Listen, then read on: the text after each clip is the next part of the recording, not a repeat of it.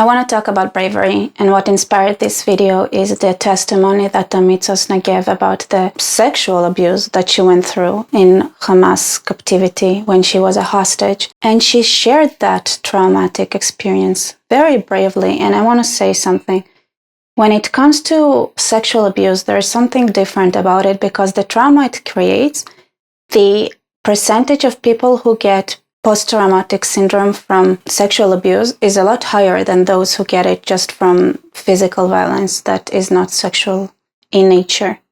So I think when October 7th happened, I was in Peru, and they actually brought to Bet Chabad, which is the Jewish center, the Jewish community center in Cusco.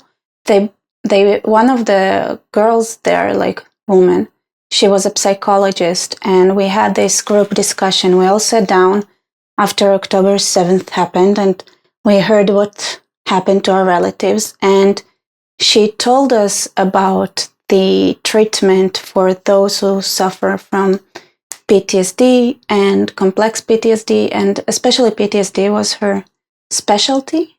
And she said that those who experience physical violence, like in the way that it happened on October 7th, most of them, the vast majority, is gonna go and be okay afterwards and just move on, because our bodies, our brains, they are, believe it or not, they are computed for it. They have their ways of dealing with it. But the numbers are way different when it comes to sexual abuse. Getting over sexual abuse is several times harder than getting over a traumatic experience that is violent in nature. And then listening to that interview, her telling her story, I know that she probably couldn't have told that story right away, the way she could have shared the physical abuse and the physical trauma that happened in captivity. She did it kind of right away. So the context that forced her to actually specify also those parts of the abuse she went through is this global pressure to try to deny what happened and what happens to the hostages as we speak right now.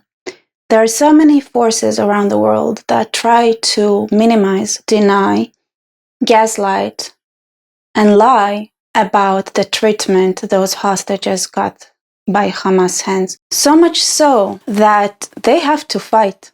They have to fight for their people, for their nation, for their fellow human beings that suffered a similar fate and are still there, expose the truth in the most personal way because of assholes, because most of the world are assholes, are awful human beings that don't care about anyone or anything. That's reality. Of course, Amit Soussana is a fighter. Look at her. Just look how she fought when they tried to kidnap her. So many men on one woman. I don't know why actually they insisted so much on taking her as a captive, but she fought the whole way, and that's incredible strength. And then she's fighting to this day. That's an inspiration. That's a person that does the right thing, that fights back every step of the way. And what happens to this kind of people is that the world usually likes to crucify them, but still they fight back. And I want to make this video as an appreciation for all those brave souls who go out and fight one person against the world. The world, the amazing Western, enlightened world, where leaders have forgotten what's right and what's wrong, where the USA, the peacekeeping force of the world, the strong United States, had forgotten that its own people are being held hostage in Gaza right now, and they don't even need to bind a ceasefire to hostage return. No, they don't even care about their own people being captive there in Gaza, because it doesn't bring enough votes, right? Who cares about Jewish Americans? Hypocrisy, huh? That's hypocrisy. The United States, that has its honor known for bringing people from every little nook and cranny where an American citizen might be held, cannot bring back those hostages that are being held in Gaza because they're Jews or somehow affiliated with Israel, and that makes them less than. It was absolutely terrifying. The only thing that kept me going there was the belief that the world is behind us, doing everything in its power to release us. You know what's crazy in this speech where she was held in captivity and she was so certain the whole world is protesting in favor of releasing those hostages, but the reality is so different.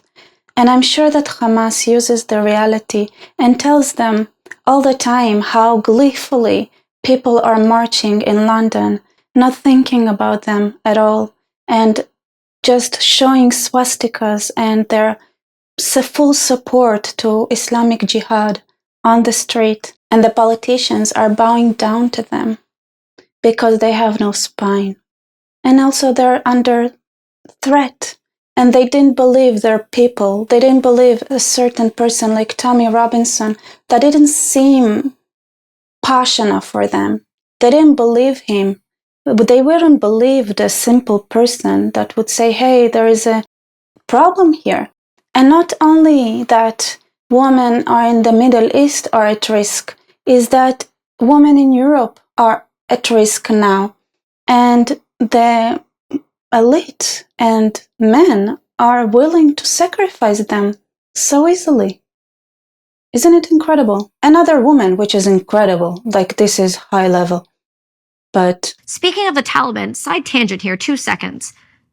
Have you seen the new article that came out? And they were like, oh my God, did you know the Taliban have started stoning women again?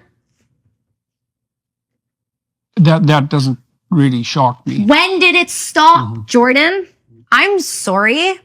And also, all of these people who have something to say about it, where were you for 20 years when we could have done something about it? When we were standing there watching it? And you said, we can't do anything about it. So why do you care now? You don't care. Selective outrage. I'm over it. Sorry. Drives me nuts. Who are you speaking about particularly with the selective outrage? Oh, you name it. Anybody on social media with a face? Anybody who's an influencer or a political commentator, or these people who have made their careers off of just adding more negativity to the world, and this constant nihilism for young people to click on and become obsessed with the next new rage event. It's really hard to watch. Now, you had a particular role in Afghanistan. Yeah, you said, for example, that you were searching women. I was searching women. That's embarrassing. Think about the Yazidi women who were captive for 10 years, 14 years, and come out and tell their story, not understanding that it's not going to stop there.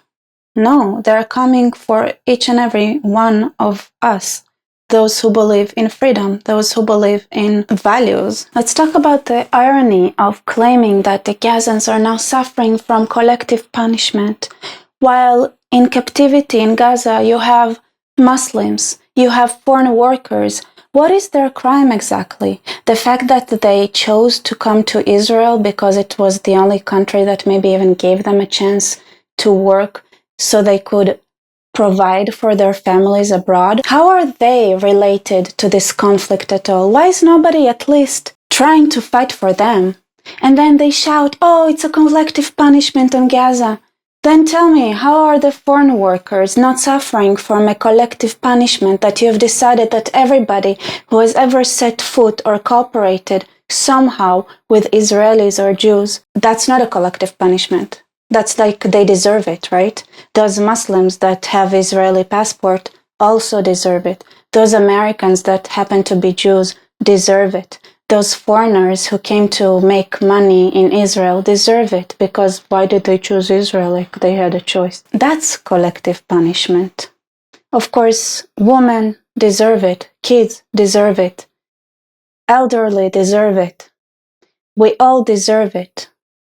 Everybody that has anything to do with Jews deserves it. And people around the world, I see the news, and even Great Britain news, the GBN, whatever, the right wing, they talk about how they should let those protests go on because it's the freedom of speech. Right. you have Islamists, Nazis, and communists on your street. They have rights, but the Jews in your town, in London, have no right to walk around London. Because who cares? People try to crucify Jews all the time. And I feel like it's very symbolic, you know? I think let's crucify the Jews again and again and again. And the world, will it at some point fight back? Well, I believe so. I believe that it is time for the world to fight back because it's ready for it. The world is with us. I wonder how much Hamas uses that fact that it's not true at all to torture those hostages. I really hope those hostages do not believe them, even though it's the truth. Anyway, even people like Ayaan, Hirsi, they don't share their stories, so people will be like, oh, that's a cool story, bro. So happy you managed to escape. And then she had to escape from Denmark. You know, she escaped so many times because those people kept chasing her. So maybe it's a global problem. Maybe it's not like, hey, cool story, bro. No. It's a sign to act. Those people are brave for showing us the way. Like, comment, subscribe. And this video probably won't get monetized because it's talking about sexual abuse and things like that. So please, there is a Buy Me Coffee link in the description, and it really, really helps.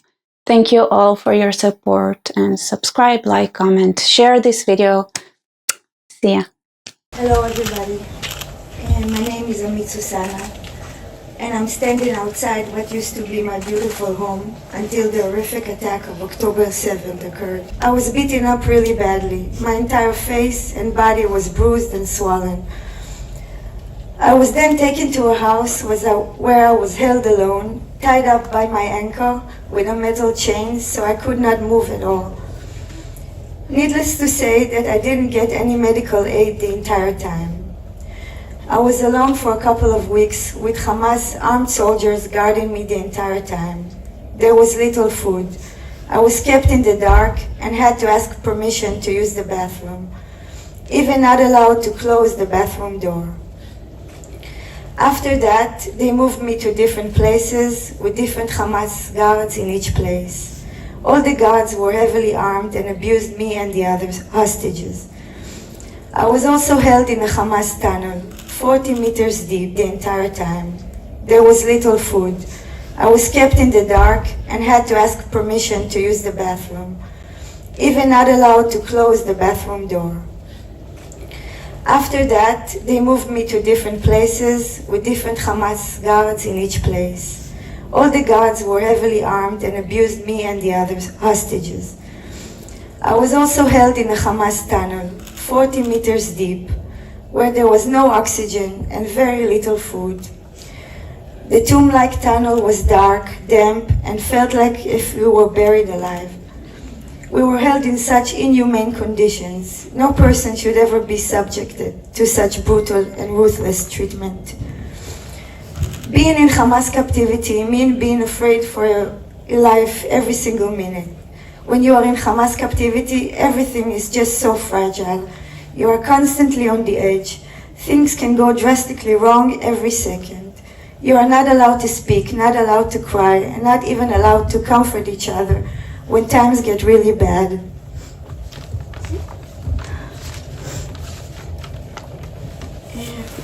I was under an emotional and physical terror the entire 55 days I was held in captivity, feeling like every moment can be my last. Every second felt like eternity, as I knew that my life can be over at any given moment. I had no control over my mind, over my body and soul. It was absolutely terrifying. The only thing that kept me going there was the belief that the world is behind us, doing everything in its power to release us. I hope that the remaining hostages there are able to keep their faith alive and stay strong. But even the toughest souls can't hold on for such a long time. I'm here today to ask you to speak on their behalf and to do everything in your power, even more, to bring them all back home as soon as possible. As every day, every minute, and every second counts, and the time is really running out.